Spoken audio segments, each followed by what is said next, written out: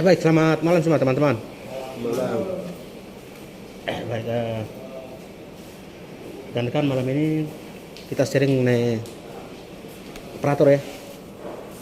Jadi teman-teman, eh, untuk sementara waktu ini kita diperbantukan operator, yaitu Pak Osok ya.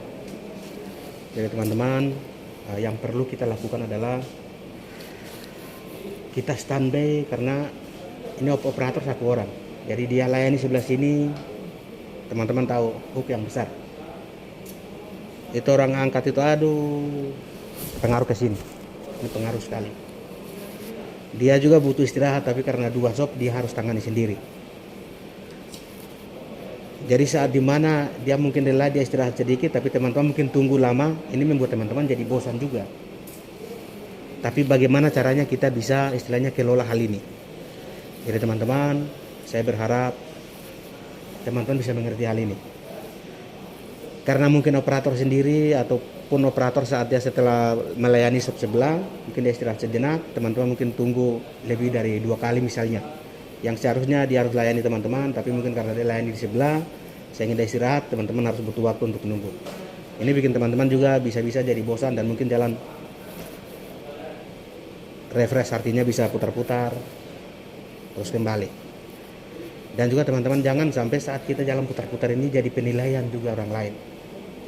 Teman-teman tahu kita punya pimpinan seperti apa, saya yakin teman-teman ngerti. Jadi teman-teman yang terpenting teman-teman ada di tempat, kemudian memberikan respon positif kepada operator. Kemudian juga operator sendiri, jadi saat butuh balik kadang-kadang dia harus cari karet, kadang-kadang dia harus ingatkan untuk pakai tagline.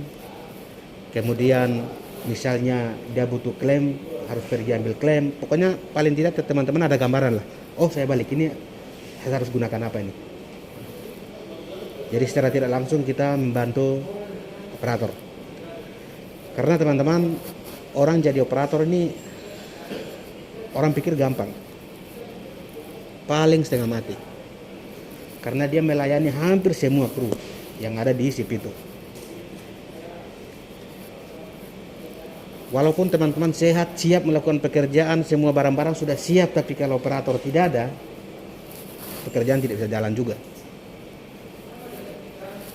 Jadi gambarannya teman-teman di cutting, kemudian di assemble itu material mereka tidak bolak-balik. Material utuh masuk begitu, potong, terus datang assemble, utuh pasang, nah, sampai di welder baru mulai bolak-balik sampai berapa posisi. Makanya orang jadi operator di welder sama blasting itu orang memang pikir 2 kali. Karena resiko bolak-balik nih, kita harus perhitungkan istilahnya cara hitung-hitungan itu harus pas. Apalagi sekarang ditambah lagi dengan setiap material yang hentakannya bunyi terlalu besar itu juga jadi temuan. Ini bikin orang juga jadi satu hal secara tidak langsung ada dampak negatif kepada operator. Karena tidak semua orang itu langsung menentukan saya angkat posisi seperti ini langsung aman, kan tidak mungkin. Saat kita coba angkat ternyata jadi salah, material itu bunyi hentakan, nah itu saja jadi temuan. Jadi kerjasama kita tuh sangat penting teman-teman. Kemudian yang berikut yang berkaitan dengan kita punya kawat las. Saya dengar kawat NR itu ada bermasalah. Jadi teman-teman, saya sharing dengan Pak Jenal, ternyata itu ada beberapa faktor. Saat penyimpanan di warehouse, kemudian kita punya control room, kan kawat ada di luar, nah itu jadi lembab. Jadi informasinya kalau misalnya teman-teman lihat seperti itu, mungkin ada curiga-curiga, sudah kasih panas sejenak saja dulu. Coba kasih panas sejenak baru kita las.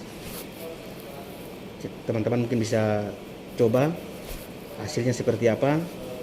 Kalau misalnya memang betul dia karena lembab atau dingin, pasti saat kita panasin baru kita kerja, pasti nanti akan kita tahu penyebabnya. Tapi kalau kasih panas tapi tetap sama saja, berarti kualitas kawatnya. Tapi di mana-mana namanya segala sesuatu yang kita butuh, terus kita mau baik, tapi ya namanya bisnis, itu agak susah sekali. Buktinya dulu kawat esap dulu. Kita pakai esap itu pokoknya apapun material, bagaimanapun posisinya itu memang tutup mata. Tapi lama-lama juga ternyata baru kita cek-cek, ternyata yang dulu kita pakai esap dulu itu dari luar negeri. Begitu ganti dengan esap yang produk Indonesia sudah. Nah, sekarang lobbynya kayak sampai yang di luar dari Indonesia ini yang sulit karena pemerintah tetapkan semua pemakaian penggunaan barang-barang yang dihasilkan standar SNI. Itulah yang jadi masalah. Jadi memang kesulitan-kesulitan itu banyak sekali, tapi teman-teman kita di sini dituntut segala sesuatu kita harus lakukan sesuai dengan standar dan prosedur yang ada. Untuk itu teman-teman, terjadi kendala misalnya seperti yang tadi kita bahas, teman-teman kita bisa sharing bagaimana solusinya, kita sama-sama rembuk. Kemudian yang terakhir, teman-teman saya ingatkan lagi, jangan lupa saat kita masuk bahkan pulang, pastikan sweep. Karena kita sudah ikut meeting sama-sama, tapi begitu mungkin lupa, tetap proses pembayaran tetap nanti di atas. Jadi saya pikir mungkin itu yang bisa sharing ke teman-teman. Mungkin dari teman-teman ada yang mau tambahkan, atau mungkin ada masukan mengenai berapa hal tadi.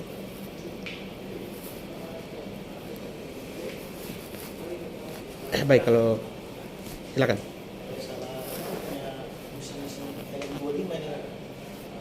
Banyak yang tidak berfungsi tuh, ini karena mungkin sekarang kita masih sedikit, tapi kalau teman-teman sudah fungsi dulu nanti rebutan alat lagi. Benar. Jadi teman-teman, kita punya mesin LN25 ini banyak sekali. Kalau saya pribadi saya lihat, setiap mesin yang rusak itu mungkin yang bikin request saya. Cuman ya kita seorang pengawas itu kita diajarkan untuk jangan saling menyalahkan. Tapi bagaimana kita harus selesaikan persoalan. Tapi yang selama ini yang saya lihat, beberapa peralatan kita rusak, kita bawa, perbaiki, terus kita bawa masuk, ternyata terus kasih rusak lagi. Ya lama-lama jadi bosan juga. Padahal kita berharap setiap alat-alat yang kita kerjakan, kalau misalnya rusak, teman-teman kasih tahu rusaknya di mana, kita bawa, sampaikannya itu enak. Jadi saat mereka perbaikannya itu langsung ke sasarannya. Tapi kebanyakan sekarang yang ada nih rusak, cuma kita tidak tahu yang mana yang rusak ini. Tempat kerusakannya di mana, kita mau kasih tahu di sini agak sulit. Tapi untuk kita, teman-teman, kita tetap pada posisi kita. Setiap peralatan kita kerja, kalau misalnya ada kendala, masalah, teman-teman kasih tahu supaya kita langsung tindak lanjut. Kalau misalnya orang lain mereka kasih tinggal rusak, kasih biar terus urusan mereka sudah. Saya pikir begitu ya teman-teman. Mungkin dari yang lain? Sebenarnya kita mengulas baru pengulasan macam kurang bagus kah, seperti yang tadi itu untuk pengaruh kawat juga banyak mesin. Kita paksa aja terus banyak mesin yang biasa rusak itu karena pengaruh kawat juga kurang bagus. Jadi sebenarnya kita mengulas baru sempurnasinya kurang bagus, kita bisa tanya ke teman bagaimana punya kawat bagus kah, supaya kita bisa solusian. Supaya pengaruhnya kawat sudah lebih bagus, kawat tidak usah dipakai daripada kita paksa dipakai mesin rusak. Banyak yang begitu kan, pengaruh banyak kan rusak karena kawat tidak bagus, kalau kita paksa dipakai. Baik, terima kasih Pak Gowai. Memang ada beberapa trik ya teman-teman. Saat saya pakai mesin ini misalnya 2-3 hari, lama-lama saya tahu selaknya. Oh ternyata ini selaknya begini. Terus tiba-tiba besok dia pindah ke orang lain lagi. Nanti dia tidak tahu selak, makanya dia acak-acak. Makanya komunikasi seperti yang tadi Gowai bilang. Setiap persoalan yang kita hadapi, sebaiknya kita tanya ke teman-teman. Itu satu cara yang terbaik. Jadi komunikasi, pentingnya komunikasi itu teman-teman. Saya pikir jelas ya teman-teman. Nanti kalau misalnya ada lagi kita lanjut besok. Untuk meeting kali ini kita cukupkan teman-teman seperti biasa. Sebelum kita masuk beraktivitas, kita berdoa agar kita diberi keselamatan. Dari malam ini sampai kita pulang, teman-teman silakan berdoa menurut agama dan keyakinan masing-masing. Berdoa mulai.